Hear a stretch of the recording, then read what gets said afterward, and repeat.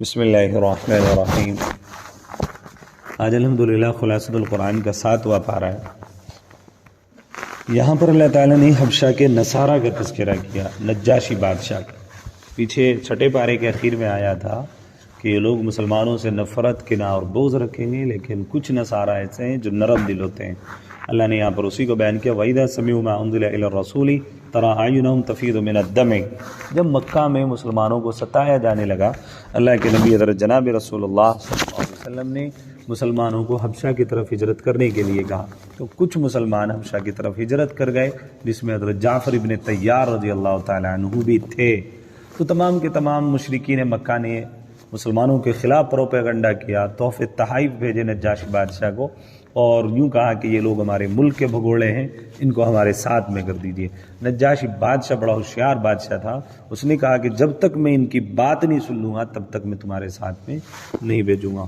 اللہ تعالیٰ نے یہاں پر اسی کا تذکرہ کیا، وَإِذَا سَمِعُوا مَا أُنزِلَ إِلَى الرَّسُولِ تَرَىٰ أَعْيُنَهُمْ تَفِيضُ مِنَ الدَّمْعِ۔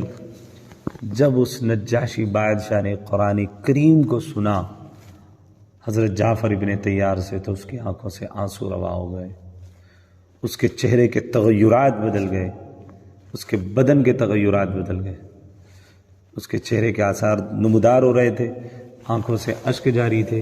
لیکن آج مسلمان پورے مہینے تراویح میں قرآن سنے گا، نہ آنکھوں سے آنسو جاری ہوتے ہیں، نہ اس کو اس کا احساس ہوتا ہے کہ اللہ کا قرآن پڑھا جا رہا ہے، مجھے کس اندازے سے قرآن کو سننا چاہیے، سوچنے کی بات ہے۔ خیر، تو اللہ تعالیٰ نے یہاں پر اسی کا تذکرہ کیا، وہ نرم دل ثابت ہوا جب اس نے قرآن کریم حضرت جعفر ابن طیار سے سنا، تو مشرکین مکہ سے کہہ دیا کہ ہم ان کو تمہارے ساتھ میں جانے نہیں دیں گے۔ پھر اللہ تعالیٰ نے حلال اور حرام چیزوں کا بیان کیا، یا ایھا الذین آمنوا لا تحرموا طیبات ما احل اللہ لکم۔ یہاں اللہ تعالیٰ نے ایک ضابطہ بیان کیا کہ کوئی بھی چیز خواہ وہ کھانے پینے، پہننے یا منکوحات کی قسم سے ہو، حلال یا حرام قرار دینے کا اختیار صرف اللہ تعالیٰ، اللہ تعالیٰ ہی حلال حرام چیزیں کر سکتے ہیں، کوئی بندہ نہیں کر سکتا۔ مسلمانوں کو حکم دیا کہ جن چیزوں کو حلال اللہ تعالیٰ نے تمہارے لیے قرار دیا گیا، نہ تو تم ان کو حرام قرار دو اور نہ ہی ان کے استعمال سے گریز کرو، بلکہ یہ حلال اور پاکیزہ چیزیں ہیں، انہیں استعمال کرو۔ پھر اللہ تعالیٰ نے قسم کی چند صورتیں اور احکام بیان کی۔ بندہ قسم کھا لیتا ہے، اللہ نے کہا لا یؤاخذکم اللہ باللغو فی ایمانکم۔ قسم کی 3 قسمیں، بندہ قسم کھاتا ہے نا اللہ کی قسم۔ ایک بات نوٹ کر لیجئے، اللہ کے علاوہ کی قسم کھانا جائز نہیں ہے۔ بعض لوگ قرآن کی قسم کھاتے ہیں، ماں کی قسم کھاتے ہیں، اور تو اور لوگوں کو آج کل ماں کی قسم پر یقین ہوتا ہے، کوئی اللہ کی قسم کھائے تو جلدی سے یقین بھی نہیں آتا، کہتے ہیں ماں کی قسم کا۔ اللہ کے حدیث شریف میں ہے کہ جس نے اللہ کے علاوہ کسی اور چیز کی قسم کھائی غیر اللہ کی، ان تشرکوا باللہ، گویا کہ اس نے اللہ کے ساتھ میں شرک کیا۔ اللہ ہم سب کے من حلف بغیر اللہ ان تشرک، اس طرح کی حدیث ہے کہ جس نے اللہ کے علاوہ کی قسم کھائی تو اس نے شرک کیا۔ اللہ ہم سب کی حفاظت۔ تو قسم کی 3 قسمیں، یمین لغو، یمین غموس، یمین منعقدہ۔ کسی کام کے ہونے یا نہ ہونے کے بارے میں اپنے خیال کے مطابق سچی قسم کھائے اور واقعی میں وہ غلط ہو، اس کو یمین لغو کہتے ہیں۔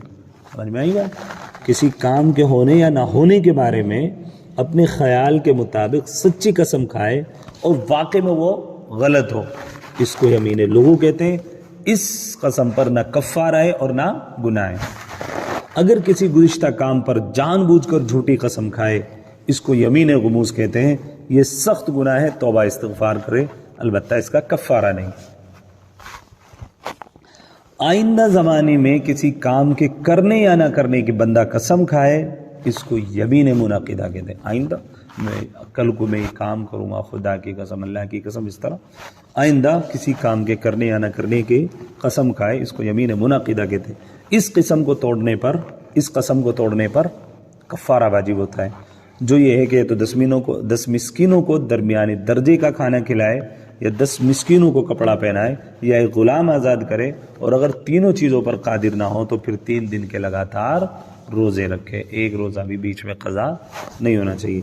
پھر اللہ تعالیٰ نے حرام چیزوں کو بیان کیا، یا ایھا الذین آمنوا انما الخمر والمیسر والانصاب والازلام رجس من عمل الشیطان۔ اس آیت میں اللہ تعالیٰ نے 4 چیزوں، شراب، جواں، بت اور جوئے کے تیروں کی حرمت کو بیان کر کے انہیں گندا اور شیطانی عمل قرار دیا۔ ان سے بچنے میں ہی کامیابی ہے۔ یہ چیزیں ایسی ہیں جن کے ذریعے شیطان ایمان والوں میں بغض اور عداوت ڈالنا چاہتا ہے اور ان کے ذریعے اللہ کے ذکر اور نماز سے روکنا چاہتا ہے۔ اب اس زمانے میں تو لوگ تیر چلاتے تھے اور ان تیروں پر وہ جو انعام رکھتے تھے۔ آج کے زمانے میں IPL چل رہا ہے، لوگ سٹا لگا رہے ہیں کہ اس بال پر چھکا لگے گا اور اس بیٹ پہ چھکا لگے گا، تو یہ کیا ہے؟ یہ بھی حرام ہے۔ کیا ہے بھائی؟ اب تو تیر نہیں چلا رہا لیکن بیٹنگ تو ہو رہی نا، تو اس میں کیا کر رہے ہیں لوگ؟ گیم میں پیسہ لگا رہے ہیں، یہ راؤنڈ میں جیت گیا تو یہ اتنا میں پیسے لگا رہا ہوں، تو یہ سب کیا ہے؟ حرام ہے۔ پھر اللہ تعالیٰ نے بے فائدہ سوال کرنے کی ممانعت فرمائی۔ یا ایھا الذین آمنوا لا تسألوا عن اشیاء ان تبد لکم تسؤکم۔ بعض لوگوں کو خواہ صوال کرنے کا شوق ہوتا ہے، اس آیت میں ان کو سمجھایا گیا اس طرح کے سوالات نہ کریں جن کے نتیجے میں ان پر کوئی مشکل آ جائے۔ ایک صحابی نے اللہ کے نبی صلی اللہ علیہ وسلم سے سوال کیا کہ حج ہر سال فرض ہے؟ نبی علیہ السلام خاموش رہے۔ جب انہوں نے تیسری مرتبہ پوچھا، اللہ کے نبی صلی اللہ علیہ وسلم نے فرمایا اگر میں ہاں میں جواب دے دیتا تو حج ہر سال فرض ہو جاتا اور پھر تم اس کو پورا نہ کر سکتے۔ تو بندے کو بیجا سوال ہے۔ اب بعض لوگوں کے ایسے سوالات ہوتے ہیں نہ جس کے سر ہوتا نہ پیر ہوتا، نہ نماز خراب ہو رہی ہوتی اور نہ اس کا روزہ ٹوٹ رہا ہوتا، لیکن بس اس کا سوال ہوتا ہے جی یہ کیوں ہے اور یہ کیوں ہونا چاہیے تھا، کچھ نہیں، بس بیجا سوال ہوتا ہے۔ تو بیجا سوال سے بندے کو اپنے آپ کو بچانا چاہیے۔ پھر اللہ تعالیٰ مشرکانہ رسوم کی تردید فرمائی۔ ما جعل اللہ من بحیرۃ ولا سائبۃ ولا وصیلۃ ولا حام۔ مشرکین نے اپنے طور پر کچھ جانوروں کو حرام قرار دیا ہوا تھا، مثلا بحیرہ، سائبہ، وصیلہ اور حام۔ تو اللہ تعالیٰ نے ان کی اس رسم بد کی تردید فرمائی کہ اللہ تعالیٰ نے ان میں سے کسی جانور کو حرام قرار نہیں دیا۔ جیسا ہمارے یہاں بھی بہت سارے لوگ کہتے ہیں کہ اس کو آپ استعمال نہیں کر سکتے، یہ جانور حرام ہے، تو ان کی وجہ سے تو وہ حرام ہو سکتا ہے، اللہ نے اس کو حرام نہیں قرار دی۔ میری بات سمجھ گئے ہوں گے۔ انبیاء کرام علیہ السلام سے سوال، یوم یجمع اللہ الرسول فیقول ماذا اجبتم قالوا لا علم لنا انک انت علام الغیوب۔ قیامت کے دن میدان محشر میں تمام انبیاء علیہ السلام سے ان کی امتوں کے بارے میں اللہ تعالیٰ سوال کرے گا۔ جب ان لوگوں نے اپنی امتوں کو اللہ تعالیٰ اور اس کے دین کی طرف دعوت دی تو ان لوگوں نے آپ کو کیا جواب دیا؟ انبیاء علیہ السلام جواب میں کہیں گے ہمیں ان کے ایمان اور عمل کا کچھ علم نہیں، آپ کی غیب کی چیزوں کی خبر رکھنے والے۔ پھر مائدہ کا مطالبہ، ابھی دسترخوان کی بات آئی تھی نا پچھلے بارے میں، تو اذ قال الحواریون یا عیسی ابن مریم هل یستطیع ربک ان ینزل علینا مائدۃ من السماء۔ مائدہ یعنی دسترخوان کا ذکر۔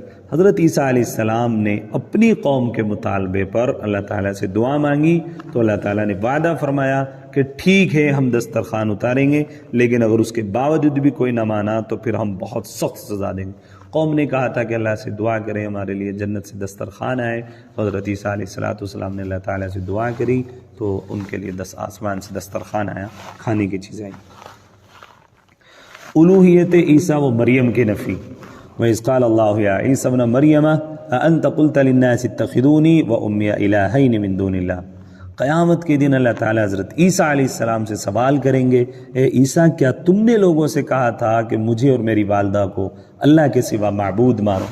جواب میں حضرت عیسیٰ علیہ السلام فرمائیں گے اللہ آپ کی ذات پاک ہے، ایسی بات تو میرے لیے مناسب ہی نہیں جس کے کہنے کا مجھے حق نہ ہو۔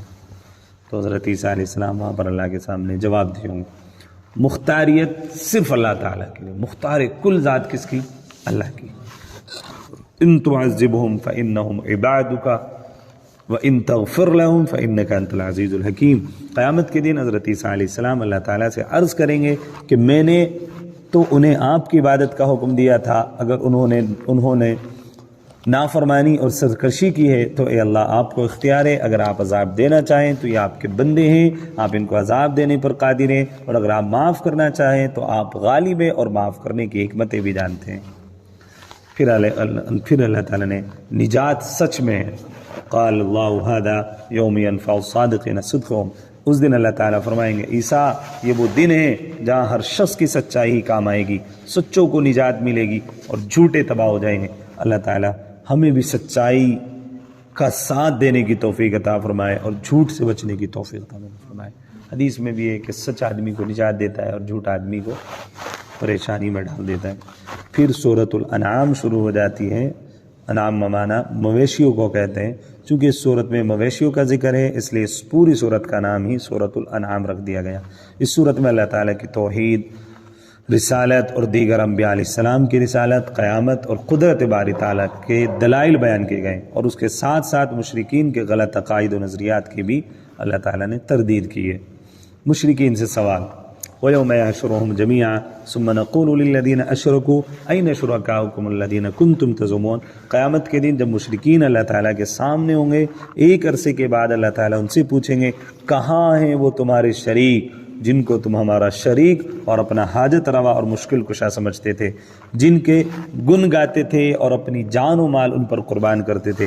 اگلی آیت میں کہ مشرکین بڑے غور کے بعد جواب دیں گے اللہ کی قسم ہم مشرک نہیں تھے۔ اس وقت اللہ تعالیٰ ان کے منہوں پر مہر لگا دیں گے، ان کے ہاتھ پاؤں اور دیگر اعضاء ان کے خلاف گواہی دیں گے۔ پھر وہ کیا تمنا کریں گے اس کو اللہ نے بیان کیا، قد خسر الذین كذبوا بلقاء الله حتى إذا جاءتهم الساعة بغتة قالوا يا حسرتنا على ما فرطنا فيها۔ تین بنیادی عقائد میں سے تیسرے عقیدہ آخرت کو اللہ تعالیٰ نے بیان کیا کہ جس وقت مجرمین کو جہنم کے کنارے پر کھڑا کیا جائے گا، جہنم کی ہولناکی اور سختی کو دیکھ کر وہ اس وقت تمنا کریں گے کہ کاش ہم پھر دنیا میں واپس ہو جاتے تو ہم احکامات کی تکذیب نہ کرتے اور مومن ہو کر لوٹتے۔ بالفرض اگر ان کو دنیا میں بھیج بھی دیا جائے تو وہ اپنی اس بات کو بھول جائیں گے اور وہی کریں گے جو انہوں نے پہلے کیا تھا۔ اللہ تعالیٰ نے پھر اہل باطل کی مجلس سے بچنے کے بارے میں کہا، وَإِذَا رَأَيْتَ الَّذِينَ يَخُوضُونَ فِي آيَاتِنَا فَأَعْرِضْ عَنْهُمْ حَتَّى يَخُوضُوا فِي حَدِيثٍ غَيْرِهِ۔ یا اللہ تعالیٰ نے نبی اکرم صلی اللہ علیہ وسلم کو حکم دیا کہ جب اہل باطل اللہ تعالیٰ کی آیات میں لہو لعب اور استہزاء کرنے کے لیے دخل اندازی کریں تو آپ ان سے مبارک چہرہ پھیر لیں۔ یہاں اگرچہ بظاہر خطاب آپ صلی اللہ علیہ وسلم کو ہے، لیکن مراد عام ہے، یعنی امت بھی شامل ہے کہ جہاں پر آپ دیکھیں قرآن و حدیث کی باتوں کو لہو لعب بنایا جا رہا ہے، استہزاء کیا جا رہا ہے، ایسی مجلس میں بندے کو نہیں بیٹھنا چاہیے۔